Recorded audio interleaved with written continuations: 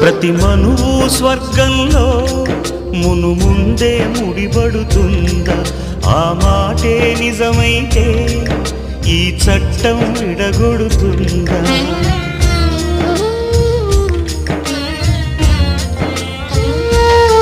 నీ రాతకు ఎంత సత్యం ఉందో చూదువు బ్రహ్మయ్యా, నీ సాక్ష్యం ఎంత విలువైందో ఓ అగ్ని చూడయ్యా.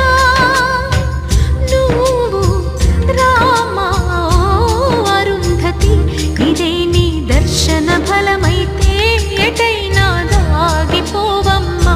నిజంగా పెళ్ళికి బలముంటే సూటిగా ఇటు దిగి రావమ్మా.